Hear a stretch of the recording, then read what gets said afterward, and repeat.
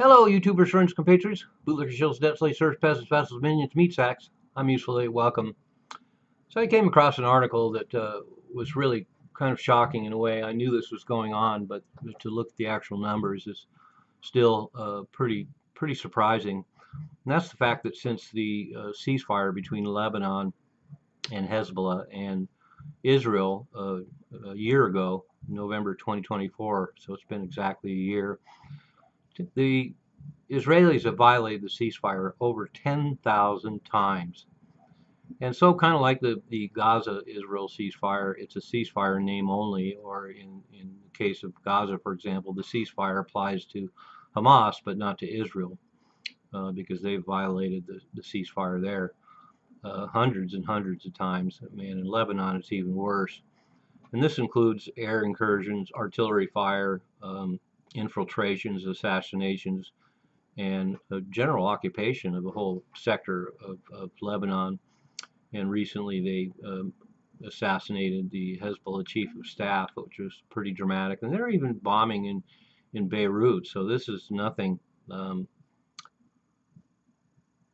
even remotely close to a ceasefire. And there's been the body count's kind of low. There's been 331 killed, 945 wounded, including 100 civilians. But the numbers, once again, to get to 10,000, 7,500 air violations, meaning airstrikes, 2,500 ground violations, and 1,000 various strikes on top of that. And entire villages have been wiped out in southern Lebanon. And once again, the kind of scorched earth policy that Israel has in Gaza, they're doing to southern southern Lebanon, and sort of like what they're doing in Syria now. They've occupied 5 strategic hills in southern Lebanon and are continuing to fortify them. So they're staying in southern Lebanon, and just like there's the potential at some point for parts of Syria to be, they call it on the surface, they call it a buffer zone, but what it will be is Israel's going to occupy and potentially absorb at some point whole sectors of Syria. And now we find them digging in, planning to stay in southern Lebanon. Very obvious with these fortifications they're building and complete destruction of everything Lebanese in southern Lebanon. And it gets fairly complicated, of course, according to the ceasefire. At some point, the Lebanese army itself is supposed to help disarm Hezbollah, but they've only done a little bit of it, and it's not surprising because Hezbollah is a huge military force with a lot of weaponry.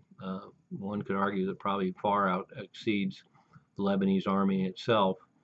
And also there's probably a reticence by the Lebanese government to disarm Hezbollah, leaving them completely vulnerable to Israel.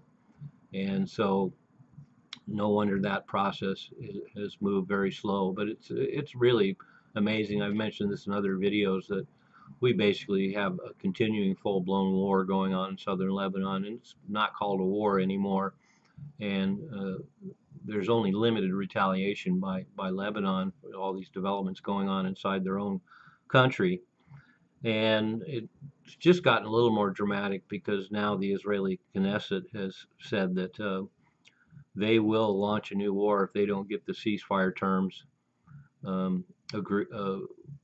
progress on the ceasefire terms and the disarming of Hezbollah doesn't pick up some speed, then they're going to launch a new war.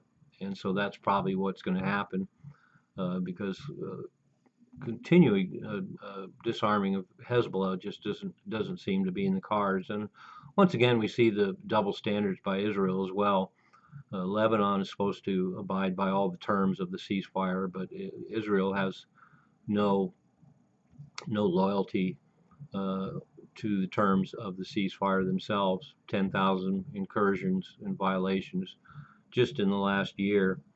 And so their red line right now is they want Hezbollah to turn over all their weapons.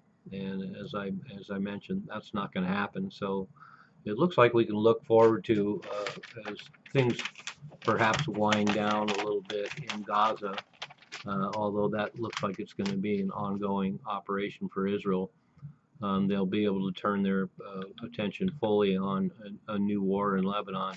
And I definitely expect it. It's only a matter of time. I'm useful idiot, don't you be one too?